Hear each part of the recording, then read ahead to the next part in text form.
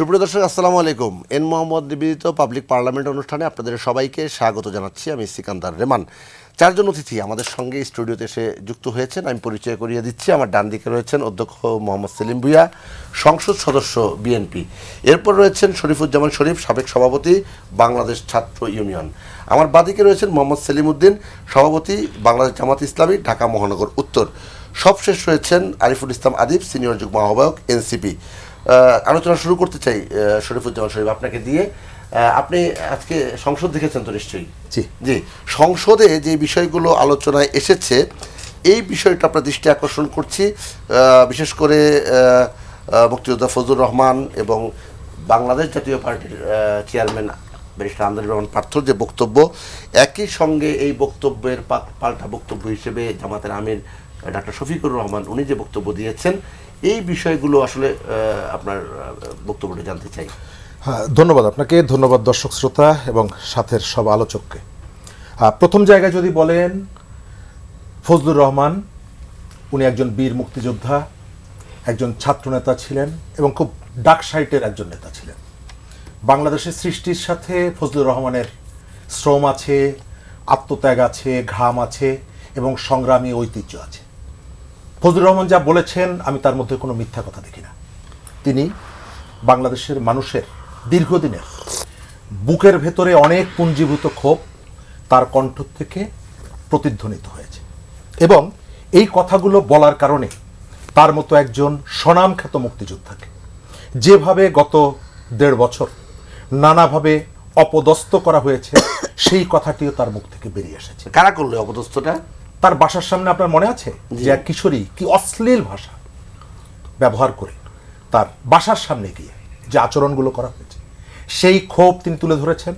বাংলাদেশের মহান মুক্তিযুদ্ধকে নানা সময়ে খাটো করার যে প্রবণতাটা ছিল এবং বাংলাদেশের কোনো আন্দোলন একটা আরেকটার সাথে সাংঘর্ষিক না, কিন্তু আমরা অনেক দিন ধরে দেখে আসছি যে নানাভাবে মুক্তিযোদ্ধাকে বা মুক্তিযোদ্ধাদেরকে, এবং গত ১.৫ বছর আমাদের এখানে আমাদের যে ঐতিহ্যবাহী সংস্কৃতির বিরুদ্ধে এক ধরনের প্রোপাগান্ডা, এক ধরনের মব, কোন কোন সংস্কৃতি একটু ভেঙে আমাদের আপনি দেখেছেন মাজারে হামলা হয়েছে অনবরতভাবে। মাজারে হামলা, মাজারটা কি আমাদের ১.৫ বছর?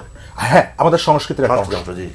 মাজারে হামলা হয়েছে, রাষ্ট্র তাদের বিরুদ্ধে কোনো ব্যবস্থা নেই, সরকার তাদের বিরুদ্ধে কোনো ব্যবস্থা নেই। আমাদের এখানে মেলা, আমাদের এখানে জারি সারি নারী রাস্তায় নেমেছে তাকে কটাক্ষ করা, তার পোশাক নিয়ে মুক্তিযোদ্ধার গলায় জুতার মালা পরিয়ে দেওয়া, এই যে ঘটনাগুলো ঘটেছে এবং এর ভেতর থেকে মানুষের মনের মধ্যে যে ক্ষোভ ছিল, সেই ক্ষোভের প্রকাশ ঘটেছে আজকে ফজলুর রহমানের বক্তব্যের মধ্যে দিয়ে।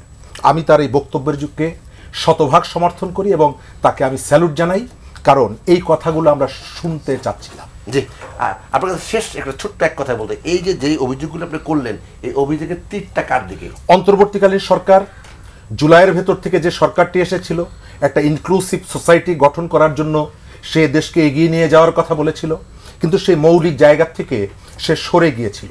তার নানা অ্যাক্টিভিটির ভেতর থেকে এক ধরনের রাজনৈতিক ফ্যাসিনেশন দেখা গেছে, একটা অংশকে নানাভাবে কোণঠাসা করা আর আরেকটা দিককে নানাভাবে প্রমোট করার একটা প্রবণতা অন্তর্বর্তীকালীন সরকারের ছিল এবং তার বিরুদ্ধে মানুষের এই ক্ষোভটা ছিল। জি, আমরা ঠিক এই প্রশ্নের জায়গা থেকে উত্তর খুঁজব। সেলিম উদ্দিন, আপনার কাছে এই যে আমাদের শরীফুজ্জামান শরীফ ভাই ছাত্রনেতা ছিলেন, উনি যে কথাগুলো বললেন যে আমাদের দীর্ঘদিনের যে সাংস্কৃতিক ঐতিহ্য, এর মধ্যে তিনি মাজারের কথা বলছেন, জারি সারির কথা বলছেন, রাস্তায় নারীর কথা বললেন এবং মুক্তিযোদ্ধাদের গলার মাথার কথা বললেন। এগুলো কিন্তু আসছে আজকে বীর মুক্তিযোদ্ধা ফজলুর রহমান সাহেবের বক্তব্যের মধ্য দিয়ে। আপনার এই ব্যাপারে বক্তব্যটা আসলে কি? জি, ধন্যবাদ আপনাকে এবং সম্মানিত সহ আলোচকদেরকে এবং আমাদের শ্রোতামণ্ডলী যারা এখন দেখতেছেন এবং পরেও দেখবেন, সবাইকে আমার শুভেচ্ছা জানাচ্ছি। প্রথম হলো, জাতীয় সংসদ আমাদের রাজনীতির যখন সংসদ চলে তার প্রাণকেন্দ্র হলো জাতীয় সংসদ। জাতীয় সংসদে প্রতি মিনিটে কত টাকা খরচ হয় আমাদের মাননীয় সংসদ সদস্য আছেন, তিনি ভালো করে অবগত। সেখানে আমরা কী চেয়েছিলাম, সেখানে নীতি নির্ধারণ হবে, সেখানে বিভিন্ন বিষয়ের যে জনজীবনের সাথে রিলেটেড যে বিষয়গুলো, এখন যেমন বিদ্যুতের সমস্যা, গ্যাসের সমস্যা, পানির সমস্যা, জ্বালানির সমস্যা, ডিজেলের সমস্যা, এই যে নানাবিধ সমস্যা আছে, মৌলিক মানবীয় যেসব সমস্যা আছে এগুলো পার্লামেন্টে আলোচনা হবে, সমাধান হবে বাস্তবভিত্তিক।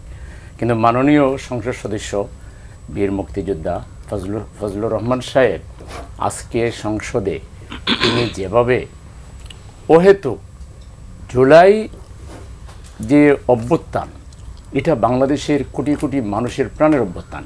মুক্তিযুদ্ধ আমাদের জাতির জন্য এক গুরুত্বপূর্ণ অধ্যায়, যেটা আমরা পার করে এসেছি। মুক্তিযুদ্ধের যে মূল আবেদন ছিল, মূল ডিমান্ড ছিল, সেটা ছিল সাম্য, মানবিক মর্যাদা, অবাধ গণতন্ত্র এবং সামাজিক সুবিচার। এটা মুক্তিযুদ্ধোত্তর সরকারগুলো, বিশেষ করে শেখ মুজিবুর রহমানের সরকার, বিশেষ করে শেখ হাসিনার সরকার, এই ব্যাপারে দারুণ ব্যর্থতার পরিচয় দিয়েছে। সেই প্রেক্ষাপটে আমরা এই যে আজকে যারা আলোচনা করছি, বিএনপি, জামাত, এনসিপি তখন দল ছিল না, তারা ছাত্র ছিল, আমরা তো একসাথে দীর্ঘদিন একসাথে ছিলাম। তো আমাদের মধ্যে আজকে এই পার্থক্য কেন? এখন কেন আবার জামাতকে কেন প্রতিপক্ষ সাজানো হচ্ছে?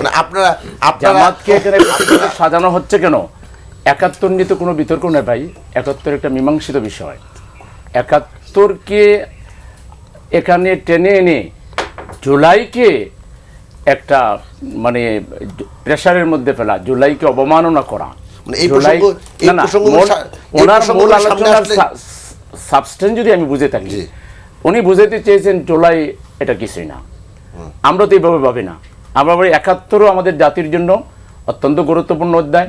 ঠিক তেমনি ৭১-এর প্রেক্ষাপটে পরবর্তী দিনগুলোতে সঠিকভাবে দায়িত্ব পালনের অভাবের কারণেই তো জুলাই আমাদের সামনে এসেছে। তো সে জুলাইয়ের এত দোষ কেন? জুলাইকে এত ভয় কেন?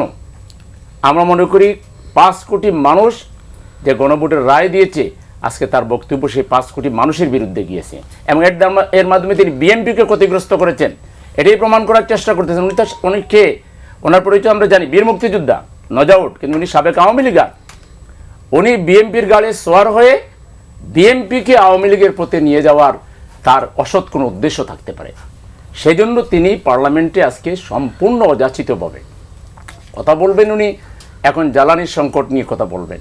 উনি কেন একেবারে মানে এই যে বিষয়গুলো পার্লামেন্টে যা হচ্ছে, আজকে শিশু দর্শন হচ্ছে, গণদর্শন হচ্ছে, বিচারহীনতার সংস্কৃতি, এখন আমরা নীতি নির্ধারণী কার্যক্রম না করে পার্লামেন্টের প্রতিটা মিনিটের টাকা এইভাবে সংসদ সদস্যরা খরচ করবেন। এই জন্যই আমরা পার্লামেন্টে পাঠিয়েছি, পার্লামেন্টে পাঠিয়েছি আমাদের কণ্ঠস্বর হিসাবে। আমাদের জনগণের কথা তারা বলবেন। তারা বিতর্ক সৃষ্টি করে জাতিকে আবারও দ্বিধা বিভক্ত, যে কাজটা আওয়ামী লীগ করেছে, হাসিনা করেছে। হাসিনা কি লাভবান হয়েছে? এখানে প্রশ্ন আছে, এই কথা কম বলছে হাসিনা। আজকে আপনাদের দলের আমিরও কিন্তু বলেছেন যে কে কি বলবে সেটা তো চাপিয়ে দেওয়া যাবে না। এখন চাপিয়ে দেওয়া যাবে না তাই বলে বলবে, আপনি তো সেটা চাপিয়ে দিতে পারবেন না। চাপিয়ে দেওয়া যাবে না তাই বলে একজন সংসদে তার বাথরুম ধরেছে বলবে যে মাননীয় স্পিকার, আমি যেহেতু স্বাধীন, আমি এখানে বাথরুম করে ফেলবো, এরকম হবে নাকি? কথা বলার তো স্ট্যান্ডার্ড থাকতে হবে। মাননীয় সংসদ সদস্যদের প্রতি মানুষের অনেক প্রত্যাশা, জাতীয় সংসদের প্রতি মানুষের অনেক প্রত্যাশা। এই প্রত্যাশা ওনারা যদি দোলায় লুণ্ঠিত করেন, এই সংসদের প্রতি মানুষ আস্থা হারিয়ে ফেলবে। ওনার স্পেসিফিক দুইটা বক্তব্য। না, উনি যা বলেছেন, উনি জুলাইকে জামাতের আমিরের পরিবারে যে বলছিল যে মুক্তিযোদ্ধা, এটা উনি বলতেই পারেন না, এটা আমির বলে দিয়েছেন যে উনি এটা অপরাধ করেছেন। উনি কোন দল করবেন, কি আদর্শ করবেন, এটা কি ওই মুক্তিযোদ্ধা সাহেবকে জিজ্ঞেস করবেন নাকি? এটা কোথায় আছে? কোন মুক্তিযোদ্ধা জামাত করতে পারে কিনা? পারবে না কেন? Why not? এটা তো একটা কি বলবো, মানে অজ্ঞের মতো কথা বললেন উনি, একজন পার্লামেন্ট মেম্বার হয়। আমরা তার কাছে আশা করি না। কে মুক্তিযোদ্ধা সে জামাত করবে? সেদিন পার্লামেন্টের স্পিকার বলেছেন, একজন দাঁড়িয়ে যখন বলছিল এমপি যে জামাতে কোনো মুক্তিযোদ্ধা নাই, তখন তিনি বললেন এই যে গাজী নজরুল ইসলাম সাহেব, স্পিকার বলতেছে আমি তাকে মুক্তিযুদ্ধে দেখেছি। স্পিকারের পক্ষ থেকে এরকম রুলিং আসার পরে উনি আজকে একই কথা কিভাবে বলতে পারেন? ওনারা আসলে কিছু সাবেক আওয়ামী লীগাররা বিএনপির ঘাড়ে ভর করে বিএনপি জামাতের দূরত্ব তৈরি করে দেশকে তারা পিছনের দিকে নিয়ে যেতে চান, দেশকে তারা আবার বিভাজিত করে গোলা পানিতে মাছ শিকার করতে চান। এদের ব্যাপারে আমি মাননীয় প্রধানমন্ত্রীকে বলবো, আপনার উচিত এদের ব্যাপারে সতর্ক হওয়া। যে বিএনপি দলের সংসদ সদস্য আছেন আমাদের মাঝে, সেলিম ভুঁইয়া, অধ্যক্ষ সেলিম ভুঁইয়া, এই যে বিএনপি জামাতের দূরত্বের কথা বলা হচ্ছে, আসলে বিএনপি জামাতের দূরত্বের কথা এখন কেন আসছে, বা এই যে ঘোলা পানিতে মাছ শিকার, এই বিষয়গুলো কেন সামনে আসছে? ধন্যবাদ আপনাকে। বিএনপি জামাতের দূরত্ব আসলে সংসদে যখন আমরা বসি, বিএনপি সরকারি দল, জামাত বিরোধী দল, এটার এই যে একটা আপনার আমরা সরকারি দল এবং বিরোধী দলকেই আমরা মনে করি দূরত্বটা। আসলে কিন্তু আপনি দেখেন যে সমস্ত বিষয়গুলি আমরা ঐক্যমতে পৌঁছেছি, অতীতে কিন্তু এরকম ছিল না। ম্যাক্সিমাম পয়েন্টে কিন্তু বিরোধী দল আমাদেরকে সাপোর্ট করেছে। এবার মাত্র দুই তিনটি বিষয় ছাড়া সবগুলিতে দেখেন টেবিল চাপড়াচ্ছে তারাও, আমরাও, এবং আমরাও হাততালি দিচ্ছি, তারাও হাততালি দিচ্ছে। আজকেও যে একটা পয়েন্টে আলোচনা হয়েছে সেখানেও দেখা যায় যে তারা ওইভাবে জোরালো কোনো বিরোধিতা করে নাই। এর আগেও যে আইন সম্পর্কিত যে সমস্ত বিষয়গুলি আসছে ম্যাক্সিমামগুলি দেখি তারা সাপোর্ট করেছে। সুতরাং আমরা যেহেতু সরকারি দলে আসি, আমাদের যদি কোনো কাজের সমালোচনা করে এটার অর্থ এই না যে আমরা মানে তারা আমাদের একেবারে বিপক্ষ শক্তি, তা না। মতাদর্শগত পার্থক্যের পরেও কিন্তু আমরা বিগত দিনে দেখেছি একসাথে আন্দোলন করেছেন, একসাথে সরকারেও ছিলেন। এখন এসে এই প্রসঙ্গগুলো যখন সামনে আসে, বিশেষ করে মুক্তিযুদ্ধ এবং 24 দুইটা প্রসঙ্গ যখন পাশাপাশি আসে, তখন আপনারা জাতীয়তাবাদী দল আপনারা কি বিব্রত হন কিনা? না, বিব্রতর বিষয়টা হলো মুক্তিযুদ্ধ আর জুলাই বিপ্লব তো এক জিনিস না। জি, যেটা আমাদের শরীফ ভাইও যেটা বলেছেন, মুক্তিযুদ্ধের সাথে আমরা জুলাই বিপ্লবকে একত্র করতে পারি না। মহান স্বাধীনতার যুদ্ধ যে আপনার প্রেক্ষাপটে হয়েছে এবং বাংলাদেশের যে অগণিত মানুষ, সেখানে লক্ষ লক্ষ লোক যে মারা গিয়েছেন এবং যে ত্যাগ এবং তিতিক্ষা আমাদের ছিল, সেটা জুলাই বিপ্লবী ছিল। সেটা ধরেন 1 মাসের একটা সংগ্রাম ছিল। এটাকে কিন্তু আমরা ফজলুর রহমান সাহেব যে কথাগুলি বলেছেন তা আমি পুরাটা সাপোর্ট না করলেও তার যে আপনার স্পিরিটটা ছিল, মুক্তিযুদ্ধের স্পিরিটটা, এটাকে তো অস্বীকার করা যায় না। এটাকে আমাকে স্বীকার করেই সামনের দিকে এগোতে হবে। আপনারা কি আজকে আমাদের স্বরাষ্ট্রমন্ত্রীর বক্তব্য শুনেছেন? স্বরাষ্ট্রমন্ত্রী কি বলেছেন? যে আমরা এখন মুক্তিযুদ্ধ আমাদের এটাকে যেরকমভাবে আমরা আমাদের অস্তিত্বের প্রশ্ন, আবার জুলাই বিপ্লবকে আমরা অস্বীকার করি না। এবং আমরা তো জুলাই বিপ্লবে আমরা শরিক হয়েছি, আন্দোলন করেছি, সংগ্রাম করেছি, আমি নিজেও করেছি। সুতরাং এই জুলাই বিপ্লব যদি না হতো তাহলে তো হাসিনাকে 17 বছরের যে ফেসিস্ট সরকার, এই বিপ্লব ছাড়া তো আমরা সরাইতে পারতেছিলাম না। আমরা তো রাজপথে 17 বছর যাবৎ আন্দোলন করে যাচ্ছিলাম। এই জন্যই আমাদের স্বরাষ্ট্রমন্ত্রী মহোদয় বলেছেন যে মুক্তিযুদ্ধের পক্ষ আর বিপক্ষ নিয়ে আমরা এখানে এই মহান জাতীয় সংসদে বিষয়টা আমরা নিয়ে নিজেদের ভিতরে আর বিভক্তি করতে চাই না। মুক্তিযুদ্ধের জায়গায় মুক্তিযুদ্ধ এবং 24শে জুলাইয়ের জায়গায় 24শে জুলাই, এবং এই কোনোটা একটার সাথে আরেকটা যদি মিলে আমরা একটাকে মনে করি যে কম মূল্যায়িত করব, এটা কিন্তু আমাদের আবার প্রশ্নের সম্মুখীন হতে হয়। তাই আপনি যে প্রশ্নটি আমাকে করেছেন যে আমরা কোনো বিব্রত বোধ করি কিনা, আমরা কিন্তু ফিনিশিং আমাদের স্বরাষ্ট্রমন্ত্রী দিয়ে দিয়েছে এবং উনি দিয়ে দেওয়ার পরে কিন্তু পরিস্থিতিটা স্বাভাবিক হয়েছে। এবং ওনার বক্তব্য কিন্তু জামাত ইসলাম বিরোধী দল যারা 11 দলীয় জোট, তারাও কিন্তু ওনার বক্তব্যে অত্যন্ত খুশি হয়েছেন। সুতরাং আমরা চাই মিলেমিশে এখন কাজ করার জন্য। কিছু আমাদের যে সরকারি দল আমরা যে সিদ্ধান্তগুলি নিয়েছি সেটা তারা এটার বিরোধিতা করতেই পারে। এটার অর্থ এই না যে আমরা যা করছি তারা সবগুলি বুঝে বিরোধিতা করবে।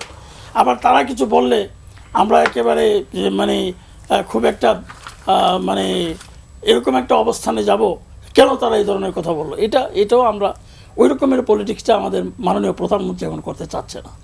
উনি চায় সবাইকে নিয়ে বাংলাদেশটাকে একটা নতুন জায়গায় প্রতিষ্ঠিত করা, ঐক্যের ভিত্তিতে বাংলাদেশকে প্রতিষ্ঠা করা।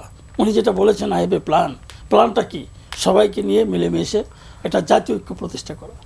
এটা আপনি আজকের একজনের বক্তব্যকে দিয়ে কিন্তু আমরা সবাইকে এখানে কাউন্ট করা ঠিক হবে না।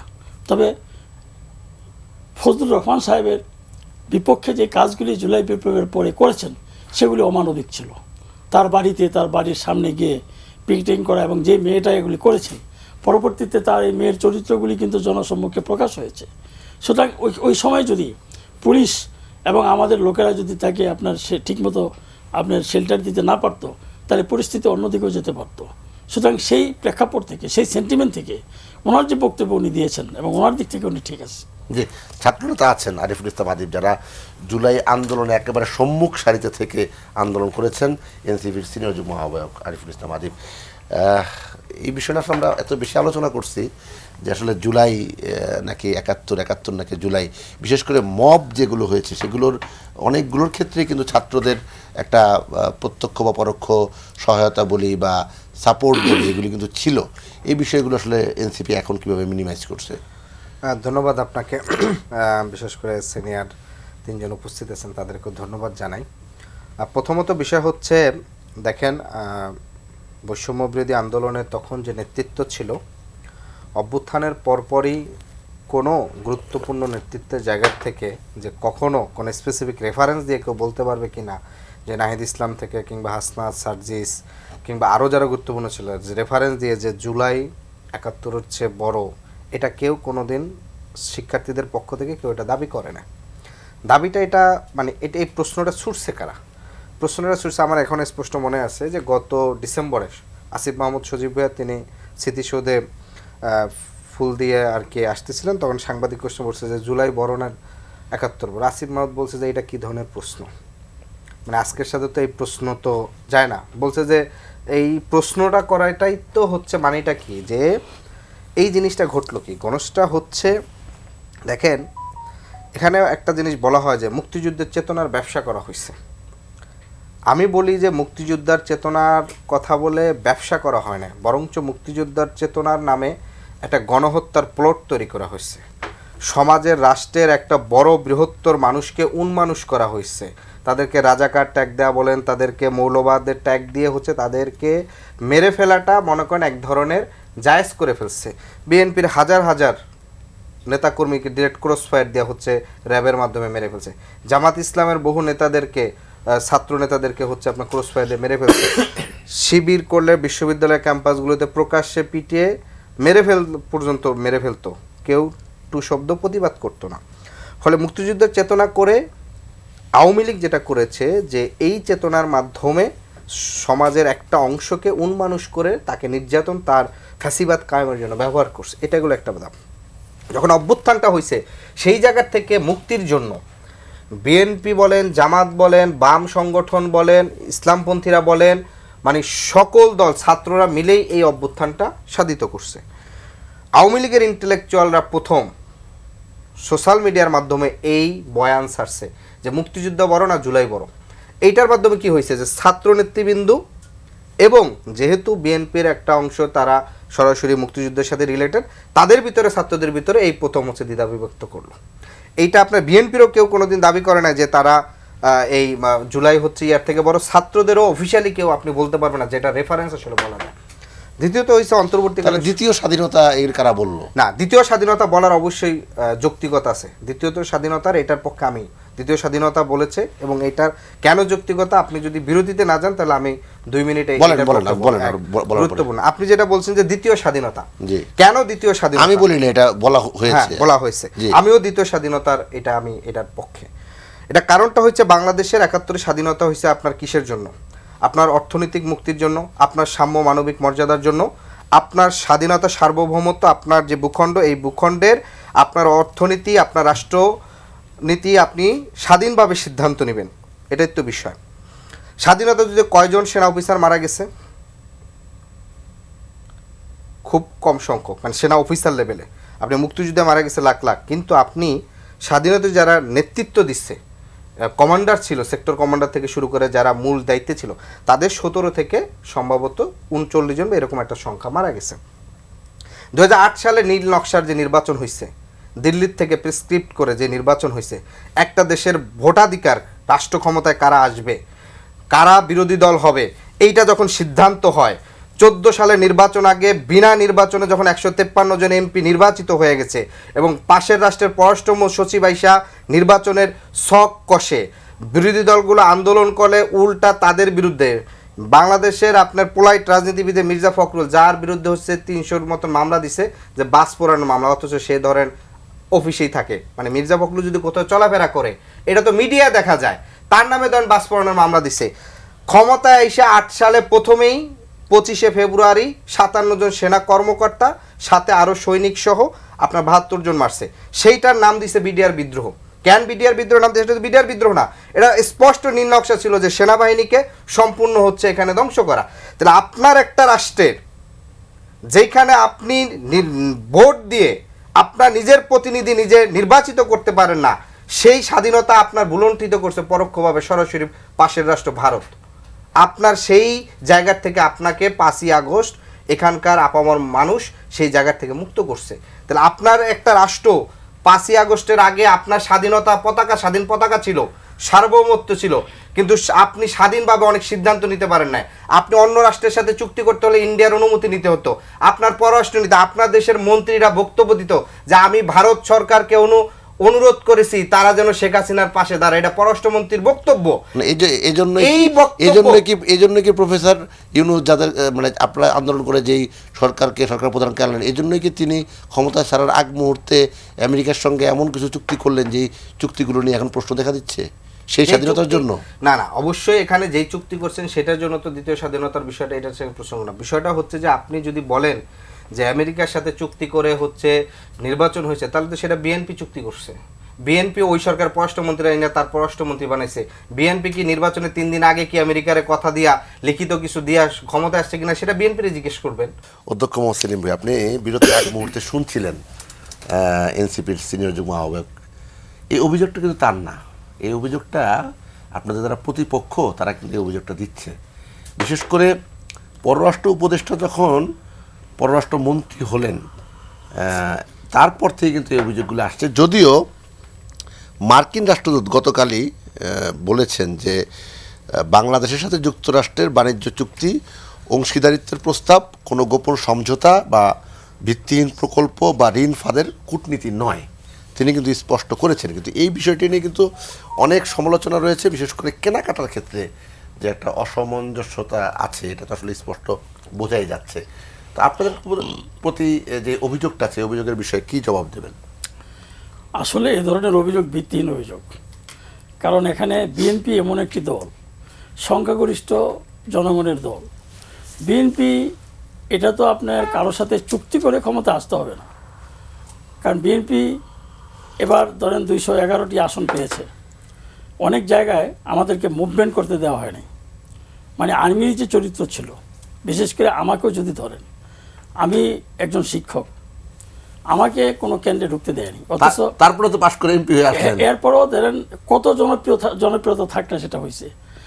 একটা কেন্দ্রে আপনার একটা স্বতন্ত্র প্রার্থী ভিতরে বসা আছে এবং দাঁড়িপাল্লার প্রার্থী ভিতরে বসা আছে। ওই কেন্দ্রে আমাকে এখন ঢুকতে দেওয়া হচ্ছে না। আমি বলছি যে আমি সিচুয়েশনটা দেখতে চাচ্ছি। তারপর আমি বলছে যে নো, আপনি ভিতরে যেতে পারবেন না। কেন? আপনি ভিতরে গেলে রাস্তায় দাঁড়াইলে জনগণ রাস্তায় দাঁড়িয়ে যায়, আইনশৃঙ্খলার বিঘ্ন ঘটে, আপনি যেতে পারবেন না। আসলে তারা আমাদেরকে মুভমেন্ট করতে দেয় নাই। তারপরেও সেখান থেকে আমরা জয় হয়ে আসছি। এখন এই যে বিষয়টা একটা পরিকল্পিত ছিল তাদের, যে বিএনপিকে কীভাবে ঠকানো যায়। আপনারা দেখেছেন পত্রপত্রিকায়, আপনাদের চ্যানেল, সামাজিক যোগাযোগ মাধ্যমে, যে একটা পার্টি বলেছেন যে 2/3 মেজরিটি তারা চলে আসবে।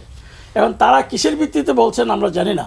বিএনপির মতো এত জনপ্রিয় একটা দল থাকতে যদি এই কথাটা বলা হয়, তাদের পিছনে শক্তিটা কি ছিল সেটা কিন্তু জনগণের প্রশ্ন। না, আপনার এখানে এই যে চুক্তির বিষয়টা আগে একটু বুঝতে চাই আমি। আপনি এই বিষয়টা অভিযোগ করলেন যে নির্বাচনে আসলে কি করা হচ্ছিল, মানে কারচুপির চেষ্টা করা হচ্ছিল, তাই না? নির্বাচনে কারচুপি ওনাকে বাধা দিচ্ছে ওটা বলছে। উনাকে বাধা না, সামগ্রিক অর্থে কি হচ্ছিল? সামগ্রিক অর্থে বিএনপির লোকদেরকে মুভমেন্ট করতে দেওয়া হয়নি। আমরা ঢাকাতেও অনেককেই মুভমেন্ট করতে দেওয়া হয়নি। এটা মানে কি? আপনার ওই যে একটা পরিকল্পনা ছিল যে 2/3 মেজরিটি নিয়ে আসবে একটি দল, এবং এটা ফেসবুকে, সামাজিক যোগাযোগ মাধ্যমে বিভিন্ন ক্ষেত্রে আমরা দেখতে পাচ্ছি। আসলে ওনারা কিসের ভিত্তিতে এটা বলতো যে ওনারা 2/3 মেজরিটি বিএনপির মতো একটা দলের সাথে নির্বাচন যেহেতু ওনাদের করতে হচ্ছে, কেন তারা বলছেন?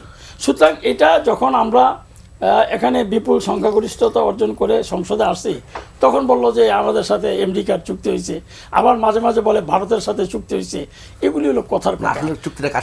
এগুলি কথার আসল চুক্তি কারোর সাথে, আসল চুক্তি জনগণের সাথে। আসল চুক্তি জনগণ চুক্তি, জনগণ আমাদেরকে ভোট দিয়েছে, আমরা সংসদে চলে আসছি বিপুল সংখ্যাগরিষ্ঠ অর্জন করে। সুতরাং এই ধরনের এগুলি কোনো চুক্তির বিষয় এখানে না। এটা হলো জাস্ট একটু মানুষের আয় ওয়াশ করা মানুষকে, অন্য কিছু না। আমরা আসছি এবং আমরা চাচ্ছি সবাইকে মিলে এখন দেশটাকে গড়ে তোলার জন্য। আমরা কিন্তু কে কী করছে পিছনে সব ভুলে যাচ্ছি। আমাদের নেতা প্রধানমন্ত্রীর বক্তব্য একটাই, যে সামনের দিকে এগোতে হবে, পিছনের দিকে তাকালে হবে না। সুতরাং এখানে আমার এনসিপির ভাই কি বললেন, জামাতের ভাই কি বললেন, এটা ওনারা যেহেতু এখন বিরোধী দলে আছে, ওনারা ওনাদের পাবলিককে তো বোঝাতে হবে, ওনাদেরও একটা রাজনৈতিক দল, সেটা আমরা কিছু মনে করি না। ওনারা এগুলি যে বলে আমরা কিছু মনে করি এর সঙ্গে বাস্তবতার কোনো মিল নেই। বাস্তবতার কোনো মিল নেই। জি। প্রথমে আমি বলছি আপনার বক্তব্য বুঝতে পারছি। শরীফুজ্জামান শরীফ, আপনাকে আমি প্রশ্ন করবো না, যে পরিমাণ নোট করলেন আপনি, দেখলাম যে মোটামুটি বিশাল বিশাল। ধন্যবাদ। রাস্তা অনেকগুলো, আমি কোন রাস্তা দিয়ে শুরু করব বুঝে উঠতে পারছি না, তারপরে দু একটা জায়গায় বলি। আলোচনাটা হচ্ছে জাতীয় সংসদ দিয়ে, পার্লামেন্ট। ছাত্র সংসদ আছে, সেখানে ছাত্রদের কথা হয়। জাতীয় সংসদ পুরো জাতির সংসদ। এবারের পার্লামেন্টে গান হচ্ছে না, অভিনয় হচ্ছে না। এই সংসদের এখন পর্যন্ত ইতিবাচক দিক হচ্ছে এটা, মমতাজ এসে গান গায় না, অন্য কেউ হাততালিও দেয় না, ডিবেট হচ্ছে, তর্ক হচ্ছে, বিতর্ক হচ্ছে, এটাকে আমি ইতিবাচকভাবে দেখি। এই পার্লামেন্টের প্রতি মিনিটের জন্য সরকারি হিসাব অনুযায়ী খরচ হচ্ছে 2,74,000 টাকা। সেখানে মানুষের কথা বলবো, মানুষের কথা শুনবো, আবার একটা দেশের ইতিহাস ঐতিহ্য নিয়ে কথা বলা যাবে না, এটাও কোনোভাবে গ্রহণযোগ্য হতে পারে। কারণ এটা জাতীয় সংসদ, এটা ঢাকা বিশ্ববিদ্যালয়ের ছাত্র সংসদ না, এটা তিতুমির কলেজ ছাত্র সংসদ না, জাতীয় সংসদ। সুতরাং জাতীয় সংসদে আপনার জাতির যে ঐতিহ্য সেটা নিয়ে আপনি কথা বলবেন, আপনার বেকারত্ব নিয়ে কথা বলবেন, আপনি আইন শৃঙ্খলা নিয়ে কথা বলবেন, নারী নিয়ে কথা বলবেন, আপনি ক্ষুদ্র জাতিসত্তা নিয়ে কথা বলবেন, ন্যাশনাল ইন্টারেস্ট নিয়ে কথা বলবেন। সেই হিসাবে ফজলুর রহমান যেটা বলেছে এটাকে আমি 100% সাপোর্ট করি। এক। দ্বিতীয় জায়গাটা হচ্ছে যে আমরা, সেলিম ভাই চমৎকার একটা সমঝোতার কথা বলেছেন, যে বিএনপি এবং জামাতের সাথে যে সমঝোতার সখ্যতা, এটা সম্ভবত ফজলুর রহমান ব্যাঘাত ঘটাতে চায় এজেন্ট হিসেবে, তাই তো? জি। তো আমরা ধরে নিচ্ছি যে কালকের থেকে সেলিম ভাইদের দল বিএনপিকে আর টেম্পো স্ট্যান্ড বলবে না, যেটা গত 1.5 বছর ধরে বিএনপি সম্পর্কে বলে এসেছে। তারা কালকের থেকে আর বলবে না বিএনপি হচ্ছে জুলাইয়ের বেনিফিশিয়ারি, কেবলমাত্র বিএনপি। আবার বিএনপিও তো গুপ্ত বলবে না, বলবে না। না, বিএনপি কিন্তু সেলিম ভাইয়ের যে আহ্বান, সেই আহ্বানে কিন্তু সাড়া দেয়নি। সেলিম ভাই প্রস্তাব করেছে যে আমরা সবাই মিলেমিশে করব। গতকালকে বিএনপি এই সময়কালে একটা বড় কাজ করছে, এই যে কার্ডগুলো, কৃষি কার্ড, ফ্যামিলি কার্ড। গতকালকে আমি দেখলাম ডাকসুর ভিপি তিনি একটা সোশ্যাল মিডিয়াতে স্ট্যাটাস দিয়েছেন যে আর কয়েকদিন পরে আমরা তাস খেলার মতন পর্যাপ্ত কার্ড পেয়ে যাব। সম্ভবত আমি ধরে নিচ্ছি এরপর থেকে বিএনপির এই কর্মসূচি নিয়ে সেলিম ভাইদের কেউ আর ঠাট্টা মশকরা করবে না। তাদেরকেও সালাউদ্দিনকে সিংহল সালাউদ্দিন বলবে না, তাদেরকেও মির্জা আব্বাসের অসুস্থতা নিয়ে ঠাট্টা মশকরা করবে না। কারণ এই যে তারা মিলেমিশে যে দেশটা চালাতে চায়, এই যে প্রত্যাশা, এই প্রত্যাশাটাকে আমি ইতিবাচকভাবে দেখি। তবে আমার যেটা ধারণা, যে তিনি যে আহ্বানটি জানিয়েছেন এটা এক ধরনের কৌশল। কারণ হলো অনেকেই, এটা ফজলুর রহমানের কথা বলছেন না, কিশোরগঞ্জের মেজর আখতারুজ্জামান গত 10-15 বছর আওয়ামী লীগের প্রত্যেকটা কাজের সাথে যুক্ত ছিলেন আখতারুজ্জামান। এমনকি আমিডামির যে নির্বাচন, সেই নির্বাচনের স্বতন্ত্র প্রার্থী হয়েছিলেন তিনি। গত 1.5 বছর বাংলাদেশের সোশ্যাল মিডিয়াতে এবং মেইন স্ট্রিমের মিডিয়াতে শেখ হাসিনার পক্ষে সব থেকে বেশি কথা বলেছেন আখতারুজ্জামান পক্ষে। আর জুলাইয়ে শেখ হাসিনা যেটি বলেছিলেন রাজাকারদের আন্দোলন, সেইটার পক্ষে সব থেকে দৃঢ়ভাবে তিনি যুক্তি দিয়ে বলেছেন এটা রাজাকারদের আন্দোলন। আপনি সোশ্যাল মিডিয়ায় যান, আপনি ফেসবুকে যান, পাবেন। সেই আখতারুজ্জামান যখন সেলিম ভাইদের দলে চলে আসলো, উনি হচ্ছে একেবারে গাটা সব, কোনো ময়লা নাই, আবর্জনা নাই, কেন? সেলিম ভাইদের দলে চলে এসেছে। আমি এই জায়গাটাই ক্রিটিক করি যে আপনার হাতির মতো করে যেখান থেকে আপনার যতটুকু প্রয়োজন সেটুকু আপনি যে গ্রহণ করছেন, এটা হলো আমাদের রাজনীতির জন্য এই সময়কালের সব থেকে একটা দুঃখজনক ঘটনা। গত 1.5 বছরে জামাত এবং বিএনপির সম্পর্কটা আমরা জানি। আপনি ফজলু ভাইয়ের বক্তৃতা শুনেছেন, আপনি জয়নুল আবেদিন ফারুকের বক্তৃতা কি শুনেছেন? কি বলেছেন? 86 সালে আওয়ামী লীগের সাথে কারা গিয়েছিল? এই জামাত ইসলাম। 96 সালে আওয়ামী লীগের সাথে হাতে হাত মিলিয়ে কারা আবার আওয়ামী লীগকে 21 বছর পর পাওয়ারে এসেছে? ইন্ডিকেট করেছেন জামাত ইসলামের দিকে। ফজলু ভাইকে আমি ফেলে দিলাম, জয়নুল আবেদিনেরটা আপনারা কেন বলছেন না? কারণ হলো যে কতগুলো জায়গা আছে যে আমার যতটুকু দরকার ঠিক আমি সেটুকু গ্রহণ করছি। আমরা এসে বলছি যে আমাদের মূল ভিত্তি ছিল সাম্য, মানবিক মর্যাদা। এই যে জায়গাটা কোথা থেকে এলো? 17 এপ্রিল 1971 মুজিবনগর সরকারের যেখানে গঠিত হলো, সেখানে যে ডিক্লারেশন, সেই ডিক্লারেশন আমি সেটিকে গ্রহণ করছি। কিন্তু 17 এপ্রিল দেশের মধ্যে কোথাও কোনো কর্মসূচি আমি পালন করছি না। কেন? কারণ হলো যে আমার এর ভেতর থেকে আমি এক ধরনের একটা পলিটিক্স এস্টাবলিশ করতে চাই। আমরা চাই এই পার্লামেন্ট কেবলমাত্র আমাদের ইতিহাস ঐতিহ্য নিয়ে থাকবে না, এই পার্লামেন্টে বেকারত্ব নিয়ে কথা হবে, এই পার্লামেন্টে আমাদের এই যে চুক্তির কথা বলছেন, চুক্তির নিয়ে তো প্রশ্ন বহু আছে। ফরিদ আক্তার কি বলেছিল, তিনি তখন উপদেষ্টা, যে আমরা অনেক চেষ্টা করেছি, এটা রক্ষা করতে পারিনি।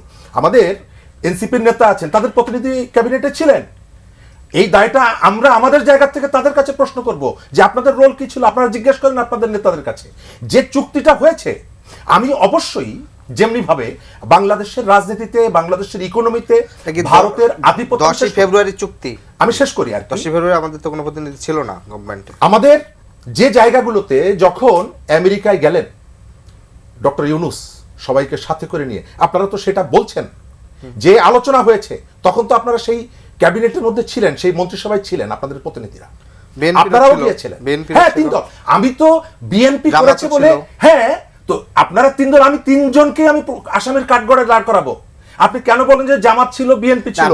আমার ছোট করে কাঠগড়ায়, না না না না, 17 এপ্রিল পালন করে না রাষ্ট্রীয়ভাবে কিছু, সেটা তো বলবেন না। আমি সবার কথাই বলছি, আমি শেষ করে দেব এই জায়গাটায়, যে আপনারা এই যে আমেরিকায় গেলেন, কি আলোচনা করলেন আমরা জানি না, আমাদের এই জানার অধিকার আছে। এবং এর ভেতর থেকে আমি যে ভারতের যে আধিপত্য, ভারতের যে দাসত্ব, এটিকে আমি প্রত্যাখ্যান করেছি, কিন্তু সেখানে আমেরিকার দাসত্ব ফিরে আসে নাই।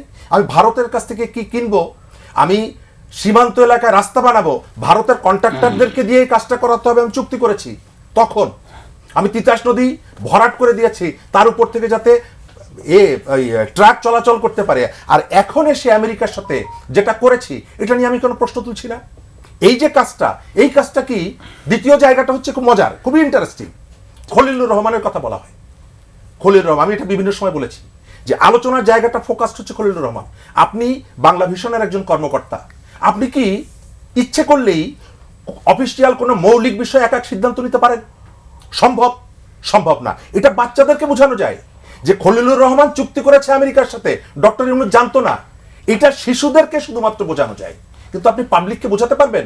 আপনি সেই কথাকে একবারও বলেন যে এই জায়গাটায় ডক্টর মোহাম্মদ ইউনূস এবং অন্যান্য উপদেষ্টাদের কি ভূমিকা ছিল? বাণিজ্য উপদেষ্টা যিনি, কোথা থেকে এলেন? হত্যা মামলার আসামি শিরিন চারমিন চৌধুরী জেলে যান, আর বশিরউদ্দিন সাহেব তিনি যখন উপদেষ্টা হন, তিনি তো তখন জুলাই হত্যা মামলার আসামি। তার কোনো রোল নাই এই জায়গায়, তার নামটা আসছে না কেন? কেবল খলিলুর রহমান। আপনার ডক্টর ইউনূসের সাথে থাকা খলিলুর রহমান নিয়ে আপনি একটাও প্রশ্ন করেন না, তারেক রহমানের সাথে থাকা খলিলুর রহমান নিয়ে আপনি অজস্র প্রশ্ন করছেন। তার মানে হচ্ছে আপনার টার্গেটটা হচ্ছে কোন একটা নির্দিষ্ট ব্যক্তি, পলিসি না। পলিসির জায়গা যদি হয়, আপনি তো বলবেন পুরো টিমকে আমরা অভিযুক্ত করব। এই যে চুক্তিটা হয়েছে, এই চুক্তির জন্য আমরা পুরো সরকারটাকে অভিযুক্ত করব, কিন্তু আপনি সেখান থেকে কেটে চোরাই মুরগির আবার হারাম হালাল কি, সেই জায়গাটা আমরা চলে গেছি। জি, আমরা মোহাম্মদ সেলিমউদ্দিন আপনার কাছ থেকে জানবো দুটা বিষয়। একটা হচ্ছে যে চুক্তির বিষয় আপনি বলবেন, আর পাশাপাশি হচ্ছে যে এই ঐক্যর কথা বলা হচ্ছিল, এই ঐক্যের বিষয়ে ঐক্যটা আসলে কীভাবে হবে? এই যে এই পক্ষ ওই পক্ষের গালাগালি, গঠনমূলক সমালোচনা একটা আছে, আরেকটা হচ্ছে যে সরাসরি গালাগালি, একে অপপ্রচার, মিথ্যাচার করা, তাহলে কী হবে? মানে মানে পারস্পরিক সৌহার্দ্যতা বজায় থাকবে। প্রথম হলো আমাদের শরীফ ভাইয়ের কিছু কথার জবাব দিতে হয়। উনি বলছেন যে পার্লামেন্ট মেম্বার ইতিহাসের কথা বলবে, সত্য ইতিহাস বলবে, সত্য আর মিথ্যার মিশেলে জাতিকে বিভ্রান্ত করবে না। আবার ইতিহাস বলতে গিয়ে প্রধান বিরোধী দলীয় নেতার ব্যক্তিগত অধিকারের উপর হস্তক্ষেপ করবে। তিনি শহীদ মুক্তিযোদ্ধা পরিবারের সদস্য হিসেবে তিনি জামাত করবেন না বিএনপি করবেন না ওনাদের কমিউনিস্ট পার্টি করবেন, এটা কি মুক্তিযোদ্ধা ফজলুর রহমান সাহেবের ঠিক করে দেওয়ার দায়িত্ব? বাংলাদেশের সংবিধান কি বলে, জাতীয় সংসদ কি বলে? তো পার্লামেন্ট মেম্বার হয়ে আইন কানুন যদি না জানেন, তাহলে তো কথা কম বলা ভালো না। জাতি তো হাসাহাসি করবে পার্লামেন্ট মেম্বারদেরকে নিয়ে। ওনারা কথা বলতে কে নিষেধ করছে? উনি কথা বলবেন, মুক্তিযুদ্ধের সঠিক ইতিহাস বলবেন, এবং মানুষকে কথা যখন বলবেন সম্মান রেখে কথা বলবেন। প্রধান বিরোধী দলীয় নেতা সংসদের পার্ট, কীভাবে প্রধান বিরোধী দলীয় নেতার সাথে কথা বলতে হয় ব্যাপারে তিনি বলবেন, কিন্তু সেটা কি তার ব্যক্তিগত অধিকারের উপর হস্তক্ষেপ? এই জন্য প্রধান বিরোধী দলীয় নেতা বলেছেন, মানুষ যখন যুক্তি আর পায় না, তার কাছে যখন কোনো জ্ঞান থাকে না, তখন সে একটু মানে দিক বিদিক দিশেহারা হয়ে যায় আর কি। দিশেহারা হইলে মানুষ উত্তেজিত হয়ে যায়, উত্তেজিত হইলে মুখে যা আসে তাই বলে, এটাই তাই হয়েছে। এই জন্য আমরা বলবো যে আসলে আর আমাদের সেলিম ভাই যে কথা বললেন, মাননীয় সংসদ সদস্য, যে 2/3 মেজরিটি জামাত পাওয়ার আশা করেছিল, এটা বাস্তব ময়দানের চিত্র ছিল ভাই। এখন কিভাবে আসছেন আপনাদের এমপিরা, আপনাদের মন্ত্রীরা কিছু কথা ছাড়তেছে, তো ইন্টারিম গভর্নমেন্টে তো কিছু কথা বলতেছে, সেদিকে খেয়াল করেন। এটা আপনি আনলেন বলে বললাম আরই, এটা কথা না। ইলেকশন আপনারা এখন 2/3 মেজরিটি নিয়ে পাশ করছেন, আমরা এটা মেনে নিয়েছি। কেন মেনে নিয়েছি? যে আমরা স্টেবল পলিটিক্স চাই, আমরা চাই না আবার ফেসিবাদ ফিরে আসুক। কিন্তু আমরা অনেক স্যাক্রিফাইস করেছি। আমরা বলেছিলাম গণভোটটা আগে দেওয়ার জন্য। ইউনিট সরকার সাহেব অনেক ভালো কাজ করছে, তার বিরুদ্ধে যে পরিমাণ আন্দোলন করানো হয়েছে সবগুলো সে ট্যাকল দিয়েছে, অর্থনীতিকে ট্যাকল দিয়েছে, ভঙ্গুর অর্থনীতিকে। ইউনিট সাহেব এক জায়গায় ধরা হয়ে গেছে, সেটা হলো তার পরিষদের মধ্যে এবং বিভিন্ন মহলের চাপে পড়ে তিনি গণভোটটা আগে দেন নাই। তাহলে আমরা মানলাম কেন? এখানে স্টেক হোল্ডার ছিলেন আপনারা এবং আমরা। আপনারা ইলেকশনে না গেলেও ইলেকশন হবে না, আমরা না গেলেও ইলেকশন হবে না। ইলেকশন না হলে কার লাভ হবে? আমরা সবাই বুঝি। সত্যকে স্বীকার করেন, জামাত ইসলামী যে স্যাক্রিফাইস করলো, সেদিন যদি জামাত তার 11 দলকে সাথে নিয়ে 8 দলকে সাথে নিয়ে আমরা ইলেকশনে যাব না, তা আপনারা পাশ করে চলে আসলে আপনারা কি এখন যে গ্রহণযোগ্যতা পাইছেন ওটাকে পাইতেন? তাহলে গণতন্ত্র সুসংগত হইতো। তো জামাতের অবদানকে স্বীকার করেন না কেন? আরেকটা বিষয় দেখেন, যে যখনই জুলাই আসে, জুলাই যারা আনেন তারা কিন্তু 71-এর বিরুদ্ধে একটা শব্দও বলেন না, বা এটার সাথে কোনো কম্পেয়ারও করেন না। কিন্তু জুলাই যখন আনা হয় তখন সামনে 71-কে নিয়ে আসেন একটা অংশের মানুষ, এবং তারা তখন এমন ভাষায় কথা বলেন যে জুলাই নাচ্ছি, জুলাই কিচ্ছু না। আলাদাভাবে যখন জুলাই বলেন তখন জুলাইয়ের পক্ষেই বলেন আমরা এই করেছি সেই করেছি ইত্যাদি ইত্যাদি। কিন্তু যখন বলা হয় যে জুলাইয়ের যে চেতনা, বিশেষ করে গণভোটের যে রায়, যেটা নিয়ে আজকে বাংলাদেশের কিন্তু সবচেয়ে বড় কনফ্লিক্টটা তৈরি হয়েছে, এটা অনেক দিন বাংলাদেশকে ভুগতে হবে। যেটা 5 কোটি মানুষের রায়, 70% কাস্টিং ভোটের 70% মানুষের রায়কে এইভাবে অগ্রাহ্য করা পৃথিবীর ইতিহাসে দ্বিতীয় কোনো উদাহরণ নাই। এইটা বিএনপির মতো দলের কাছে, 3বারের দেশ চালানোর অভিজ্ঞতা সম্পন্ন দলের কাছে জাতি মোটেই প্রত্যাশা করে না। কারণ বিএনপি এই স্বাধীন বিচার বিভাগের জন্য কত বক্তৃতা দিয়েছে, কত সেমিনার করেছে। আজকে যখন জাতি রায় দিয়েছে, এবং আপনাদের 31 দফার মধ্যে লেখা আছে যে আপনারা সংবিধান সংস্কার কমিশন গঠন করবেন, তো গণভোটের রায় আর আপনাদের 31 দফার প্রথম দফা একই তো। তাইলে এটা আবার সংশোধনে গেছেন কেন? স্বাধীন দুদক কি অসুবিধা হলো? ব্যাংক রেজুলেশন আইন হইলে যেটা হয়েছিল এটা বদলাইয়া এখন যারা আপনার টাকা পাচার করছে তাদেরকে ব্যাংকের পর্ষদে নিয়ে আসবেন, চেয়ারম্যান বানাইবেন, এমডি বানাইবেন, কোন দুঃখে? এই যে ভালো ভালো দিকগুলো কেন বাদ দিলেন? গুম কমিশন কেন বাদ দিলেন? মানবাধিকার কমিশন কি আর নতুন আপনারা আনতে পারবেন?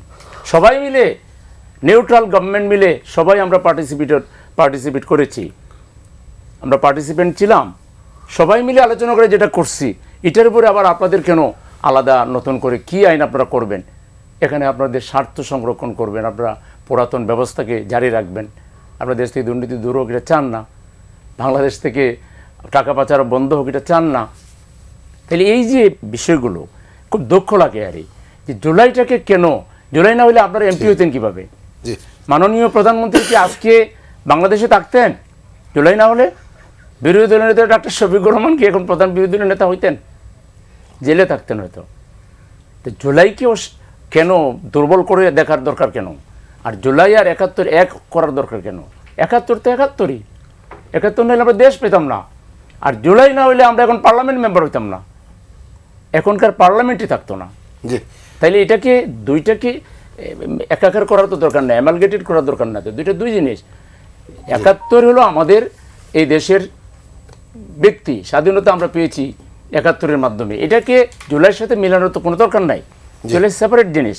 তা আমরা মনে করি যে সরকারের দায়িত্ব হলো জাতিকে স্বস্তি দেওয়া। সরকার যদি শাস্তি দেয় তার আমলের মাধ্যমে, তাহলে কি আর করার থাকবে জাতির? কান্নাকাটি করা ছাড়া। সরকারের দায়িত্ব হলো জনমনে একটা নিরাপত্তা এবং শান্তির পরিবেশ তৈরি করা। সেখানে সরকারের লোকেরা যদি নতুন নতুন শব্দ আবিষ্কার করে ট্যাগ লাগিয়ে শিক্ষাঙ্গনে এবং বাইরে তারা পরিস্থিতি নিজেরাই যদি তৈরি করে, বলেন বর্তমান এইসব যে বিভ্রান্তিগুলো, আপনারা যদি গণভোটের রায় মেনে নিতেন, বিরোধী দলের কোনো বক্তব্য দেওয়ার চান্স ছিল? আপনারা যে নতুন করে আরও শব্দ টব্দ আবিষ্কার করতেছেন, হাসিনা করলো এক শব্দ, তার কপাল খারাপ করে সে গেল ইন্ডিয়ায়, আপনারা আবার নতুন নতুন শব্দ জাহির করে এই যে জাতির মধ্যে এক ধরনের বিভক্তি, ঐক্য বলতে আমরা বলছি না যে বিএনপির জামাত দুই দল এক হয়ে যাবে। আমরা যখন জুটে ছিলাম তখন এক ছিলাম না, আমরা আলাদা দুইটা দল ছিলাম। ঐক্য মানে কি? যেমন জ্বালানি নিয়ে বিরোধী দলের নেতা প্রস্তাব দিয়েছিলেন, মাননীয় প্রধানমন্ত্রী সেটা রাজি হয়ে দুই দলের দুই সরকারি দল বিরোধী দল মিলে কমিটি হয়েছে, আমরা সেখানে ভূমিকা রাখবো। বিপদে পড়লে 50-50% সমান করে কথা হলো এইভাবে আরো অনেক বিষয় হতো, আমরা এক হইতে পারি। এর মানে তো এটা না শরীফ সাহেব যেটা মনে করতেছে যে বিএনপি জামাত বলে হয়, বিএনপি জামাত এগুলো জামাত বিএনপি, তা তো না। যার যার পথ তার থাকবে, আমরা এটার ইন্টারেস্ট। আমরা এই বিষয়ে আমরা কি চেয়েছিলাম? আমরা চেয়েছিলাম রাস্তায় বের হইতে শান্তিতে, আমরা চেয়েছিলাম বিচার পেতে, আমরা চেয়েছিলাম আমাদের সন্তানরা শান্তিতে ক্যাম্পাসে যাবে, পড়ালেখা করবে। এখন তো উদ্বিগ্ন, আমরা নিরাপদ সমাজ পাচ্ছি না, আমরা কার্যকর সংসদ পাচ্ছি না, আমরা বাস্তবধর্মী কোনো সমাধান পার্লামেন্টে পাচ্ছি না। পার্লামেন্ট এক ধরনের উত্তাপ আছে কিন্তু কার্যকারিতা নাই। আরিফুল ইসলাম আদিব, ফলে আমাদেরকে আরো সবাই মিলে যে আলোচনাটা হলো, আসলে আলোচনার মূল জায়গা কোনটায়? আচ্ছা, ধন্যবাদ আবার আপনাকে। ইয়া ভাই, শরীফ ভাই একটু পয়েন্ট বলছিলেন, ওই যে শেখ বশির তিনি হচ্ছেন হত্যা মামলার আসামি ছিলেন। এখানে প্রথম আলো পরবর্তীতে একটা প্রতিবেদন করছে যে এটা আসলে কি, শেখ বশিরের আপন আরেক ভাই শেখ আফিজ, সে মূলত আওয়ামী লীগের এমপি ছিলেন যশোর 1 থেকে। তে তার নাম হচ্ছে 48 নম্বর আসামিতে ছিল, 49 নম্বরে ছিল শেখ বশির উদ্দিন। এবং যিনি বাদী তিনি নিজেই বলছেন যে আসলে আমি তো মামলা করছি ছাত্রলীগ আওয়ামী লীগের বিরুদ্ধে, মামলার তালিকা 50 জন কারা দিচ্ছে এটা আমি জানি না। তো ফলে যে হত্যা চেষ্টার মামলার আসামি যে উপদেষ্টা হয়েছিল এটা তখন আলোড়ন হয়েছে নিউজ আকারে, যখন এটা ফ্যাক্টটা যখন চেক করা হয়েছে তখন আসলে এটার আসলে সত্যতা সেভাবে হাজির হয় না। এবং যাত্রাবাড়ি সহ দেশের বিভিন্ন জায়গায় আমরা রিপোর্ট করেছি, অনেক ব্যবসায়ীকে, অনেক গণ্যমান্য ব্যক্তিকে ফাঁসানো হয়েছে, যিনি মামলা দায়ের করেছেন তিনি তার কাছ থেকে কোনো সুযোগ সুবিধা নেওয়ার জন্য, এমন ঘটনা আছে। এটা হলো একটা ইস্যু। 2 নম্বর হচ্ছে যে ভাই একটা বিষয় খুব সুন্দর ইস্যু করছেন, ফজলুর রহমান বিষয়ে উনি বলছেন যে উনি বেশ সত্য কথা বলেন এবং স্পষ্টবাসী। সেই জায়গা থেকে আমরা একটা বক্তব্য শুনছি যে বাংলাদেশে যেটি হয় যে ধরেন বাবা তো জন্ম দেন, কিন্তু আমরা অনেক সময় খুব অপ্রীতিকর নিউজ দেখছি, বাবার হাতে নিজ মেয়ে ধর্ষিত হয়েছে, তখন কিন্তু ওই বাবার পরিচয়টার কারণে তার ওই খুনটা কখনো কিন্তু জাস্টিফাই হয় না। বাংলাদেশের ক্ষেত্রে যেটা হয় যে কোনো মুক্তিযোদ্ধা যখন কোনো অপরাধ করেন, কোনো হত্যা করেন, কোনো ধর্ষণ করেন, কোনো ভোট চুরির সাথে জড়িত থাকেন, তখন তার ওই খুন হত্যার এই পরিচয়টা রেখে শুধু মুক্তিযুদ্ধ শব্দটাকে বলা হয়, যাতে তার ওই অপরাধটা লঘু করা হয়, যাতে মানুষকে বোঝানো যায় যে এখানে মুক্তিযোদ্ধাদেরকে অপমানিত করা হয়েছে। ফজলুর রহমান 2025 সালে নিজে একটা স্পষ্ট বক্তব্য দিয়েছেন সমকালে, সম্ভবত জানুয়ারির 10 বা 11 তারিখ, যে আমি 23 বছর বয়সে মুক্তিযোদ্ধা হিসাবে আমার যে স্বাধীনতা যুদ্ধ এবং তৎপরবর্তী সময়ে যে ক্ষমতা ছিল ডক্টর ইউনূসেরও সেই ক্ষমতা নেই। আমি নিজে অর্ডার দিলে রাজাকার ডাকাত ট্যাগ দিয়ে হচ্ছে যারে তারে মেরে ফেলা যেত, আমার অর্ডারে 17 জন মেরে ফেলা হয়েছে, নদীতে গাঙে ভাসায় দিয়েছে, 15 জনকে মেরে ফেলা হয়েছে। ফলে সে নিজের স্বীকৃতি দিচ্ছেন যে স্বাধীন দেশে সে অর্ডার দিয়ে 15 জন এবং 17 জনকে মারছেন। তো ফলশ্রুতিতে একটা স্বাধীন দেশে আপনি যে দেশটাকে স্বাধীন করছেন, আপনি মানুষের বিচার জাস্টিফাই করার জন্য, সেই ফজলুর রহমান নিজে যখন হত্যা করছেন তার কাছ থেকে শুনতে হয় যে মব জাস্টিস, মব বিষয় হচ্ছে, অথচ তিনি নিজেই তো তার ক্ষমতার অপব্যবহার করছেন একজন মুক্তিযোদ্ধা হিসেবে স্বাধীন দেশে। কারণ স্বাধীনতার পরবর্তী সময় কি ছিল, যেসব এলাকায় যেসব কমান্ডাররা কাজ করছেন ওই এলাকাটা এক ধরনের তাদের রাজত্ব চলছে, আইন বলেন, বিচার বলেন, হত্যা বলেন, কাউরে বেঁচে রাখা বলেন, এলাকা থেকে ছাড়া বলেন, এক ধরনের তাদের এক ধরনের আধিপত্য ছিল। সেই সময় তিনি তো এই অপরাধ করছেন, ফলে তিনি যদি এটা স্বীকৃতি দিয়ে থাকেন সত্য বক্তব্য হিসেবে, তাহলে তো ফজলুর রহমান মুক্তিযোদ্ধার পাশাপাশি যুদ্ধাপরাধীও, স্বাধীন দেশে তিনি যুদ্ধাপরাধীও, কারণ এই বক্তব্য তার নিজের আত্মস্বীকৃত যে তিনি খুন করেছেন এবং সেটা গর্বের সাথে তিনি বলেন। তো ফলশ্রুতিতে আমরা যখন একই সাথে তার মহান মুক্তিযুদ্ধের বীরত্বগাথাকে যখন সম্মান করব, পাশাপাশি তার যে অপরাধ করবেন সেটারও আমাদের ক্রিটিক করতে হবে। আমাদের 16 বছর টানা মুক্তিযুদ্ধর আমাদের ছিলেন, মন্ত্রী ছিলেন মোজাম্মেল গাজীপুরের, তার বিরুদ্ধে সুস্পষ্ট অভিযোগ আছে যে গাজীপুরে তিনি উঠিয়ে নিয়ে ধর্ষণের পর মেরে ফেলা স্পষ্ট আকারে। তো ফলশ্রুতিতে আমরা যেটা হচ্ছে যে পুরো সোসাইটিতে যখন কোনো মুক্তিযুদ্ধ অপরাধী করে তখন সেটাকে তার মুক্তিযুদ্ধের নামটা সামনে এনে এক ধরনের ট্যাগায়িত করে। যেমন ভাই বলছে, যেমন বিএনপি এখন ফজলুর রহমান তিনি বলছেন যে তিনি বিষ খাইবেন জামাত ক্ষমতায় আসলে, একই সাথে ধানের শীষ নিয়ে তার হচ্ছে নির্বাচন করাটা তার বিষ খাওয়ার চেয়ে আরও খারাপ। কারণটা হচ্ছে তিনি জামাত ইসলাম নিয়ে বক্তব্য দিচ্ছেন, বিএনপি প্রতিষ্ঠা হয়েছে কাদেরকে নিয়ে? যে জামুকা অধ্যাদেশ হয়েছে, যেই অধ্যাদেশে 1 নম্বর মুক্তিযুদ্ধ বিরোধী দল হিসাবে বলা হয়েছে মুসলিম লীগকে, 2 নম্বর হয়েছে জামাত ইসলামের নাম, মানে জামুকার যে অধ্যাদেশটা সদ্য সাবেক পাশ হলো, সেই মুসলিম লীগের সর্বোচ্চ নেতারা বিএনপির প্রতিষ্ঠাকালীন ছিলেন। শাহ আজিজুর রহমান বিএনপির প্রথম আপনার হচ্ছে জিয়াউর রহমানের প্রধানমন্ত্রী ছিলেন, তিনি স্পষ্ট হচ্ছে যুদ্ধ রাজাকারে তার স্পষ্ট নাম ছিল। আপনার হচ্ছে সৈয়দা রাজিয়া তিনি হচ্ছে নির্বাচন করছেন আরও একজন। তো ফলশ্রুতিতে আপনি যদি হচ্ছে তার মানে কি যে যুদ্ধ অপরাধী বলেন, আপনি ওই মুক্তিযুদ্ধ বিরোধী বলেন, স্বাধীনতা বিরোধী বলেন, এইটা আপনি যখন রাজনৈতিক রেটরিক আকারে প্রয়োজন হয় তখন আপনি জামাতকে এটা ট্যাগায়িত করেন, কিন্তু যখন আপনার ক্ষমতার প্রশ্ন আসে তখন আবার আপনি তাকে নিয়ে হচ্ছে দল করেন। জেনারেল ওসমানীর বক্তব্য স্বাধীনতা 75 পরবর্তীতে যে জিয়াউর রহমান যুদ্ধ অপরাধী এবং মুক্তিযুদ্ধ বিরোধীদেরকে পুনর্বাসন করছেন, এটা জেনারেল ওসমানীর বক্তব্য স্পষ্ট আকারে। ফলে সেই বিএনপির ধানের শীষ নিয়ে সংসদে গিয়া আবার হচ্ছে আপনার হচ্ছে এইটা নিয়ে খুব বড় কথা বলা, এইটা তার নিজের দলের হচ্ছে ইতিহাসের সাথে এক ধরনের কন্ট্রাডিক্টরি। জি, অনুষ্ঠান শেষ পরে সবাই 2 মিনিট করে একটু বলবেন। শরীফুজ্জামান শরীফ, এতক্ষণ যে আলোচনাগুলো করলেন অনেকগুলো জায়গাকে অ্যাড্রেস করার সুযোগ আছে।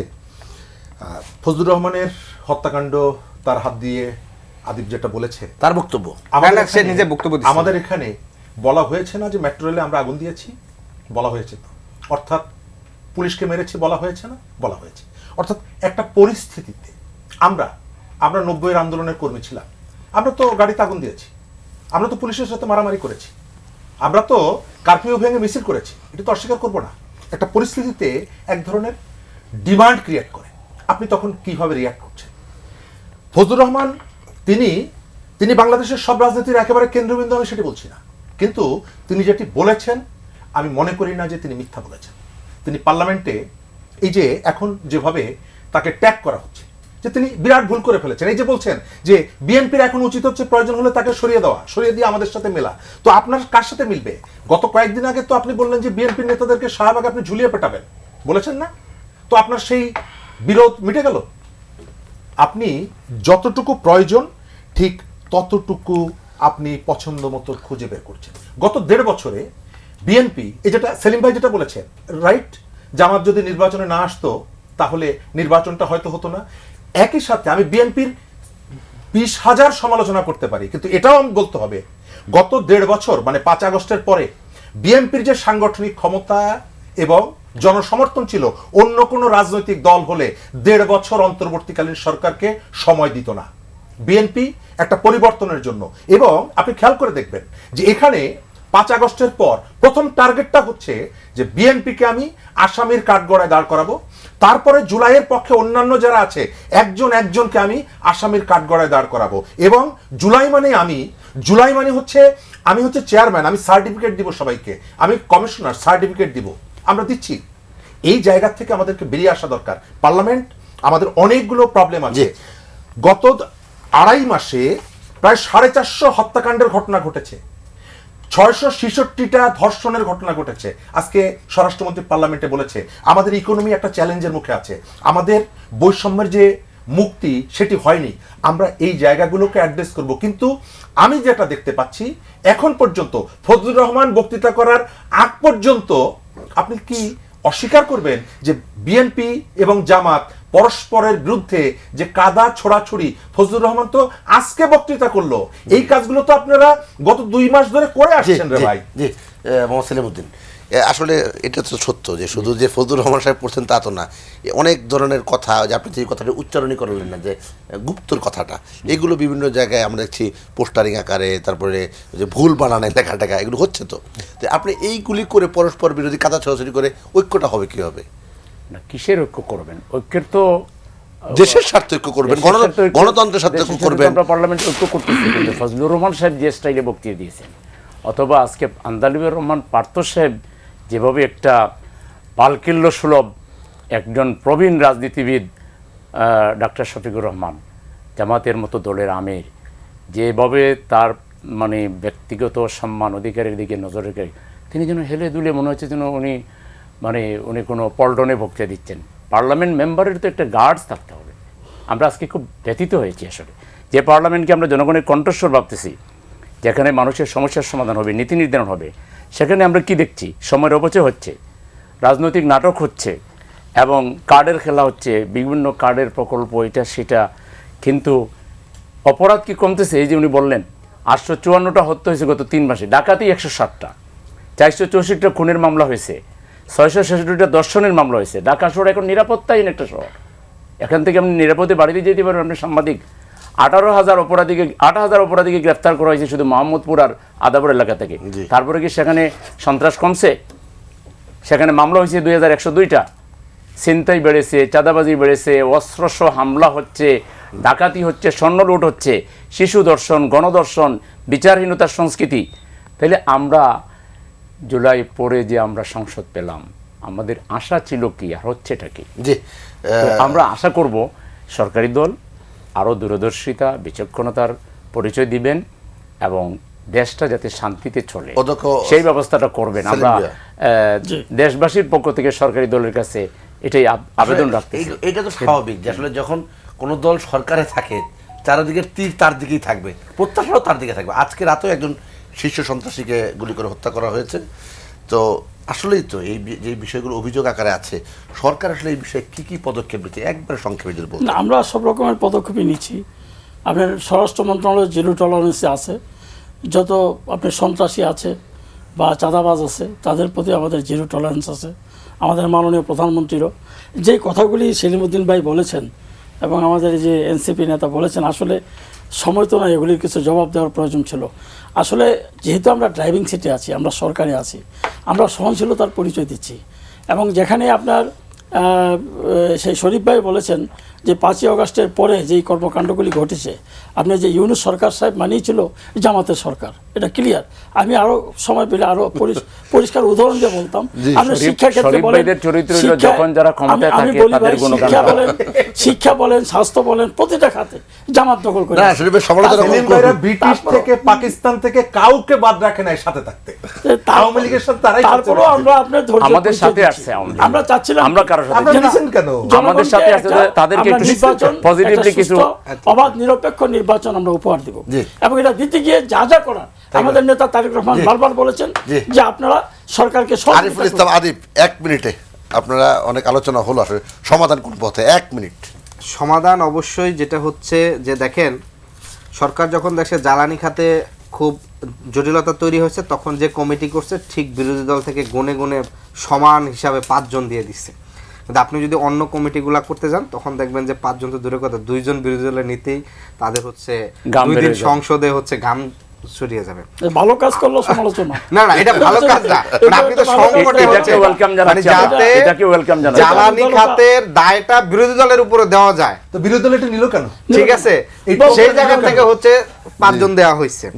তো এখানে যেটি বলবো যে দেখেন, সবচেয়ে যেই বিষয়টা হচ্ছে তারেক রহমান 12ই ফেব্রুয়ারি আগে যে কমিটমেন্ট দিয়েছিলেন, তিনি নিজে গণভোটের পক্ষে অবস্থান নিয়েছেন, অথচ সেই গণভোটের রায় নিয়ে তিনি তো বলেছেন, সবশেষ গতকালকে তিনি বলেছেন যে জুলাই সনদের প্রতিটা জিনিস স্বাক্ষর করেছে, অক্ষর অক্ষর পালন করবে। সাংবিধানিক পরিষদের জুলাই সনদ স্বাক্ষর হয়েছে, স্বাক্ষরের পরে গণভোট অধ্যাদেশ হয়েছে, গণভোট অধ্যাদেশে 3টি প্রশ্ন দেখে মানুষ ভোট দিচ্ছে, গণভোটের রায় কার্যকর করতে। ফলে মানুষ হচ্ছে আপনার বিএনপির এমপিরা কি করেন, যেটা বিভিন্ন টকশোতে গেলেই সাথে করে জুলাই সনদটা নিয়ে যান, যে এইটাই যেটা স্বাক্ষর করছি অক্ষরে অক্ষরে পালন করবো। কিন্তু আপনি তো এই স্বাক্ষরের পরে আরো একটা কমিটমেন্ট দিয়ে আপনি হচ্ছে নির্বাচনে গেছেন, গণভোটের গণরায় গেছেন। আমরা এই গণভোটে সেই জায়গাটা হচ্ছে আরেকদিন এই প্যানেলে করছেন। নিশ্চয়ই আলোচনা করব। অধ্যক্ষ মোহাম্মদ সেলিম ভুইয়া, শরীফুজ্জামান শরীফ, মোহাম্মদ সেলিমউদ্দিন এবং আরিফুল ইসলাম আদিব, চারজনকেই ধন্যবাদ জানাচ্ছি প্রাণবন্ত আলোচনা করার জন্য। সুপ্রিয় দর্শক, আপনারা যারা এন মোহাম্মদ নিবেদিত পাবলিক পার্লামেন্ট অনুষ্ঠানটি দেখছিলেন, আপনাদেরকে ধন্যবাদ ও কৃতজ্ঞতা জানিয়ে আজকের অনুষ্ঠান এখানে শেষ করছি। সবাই ভালো থাকবেন, সুস্থ থাকবেন, আল্লাহ হাফেজ।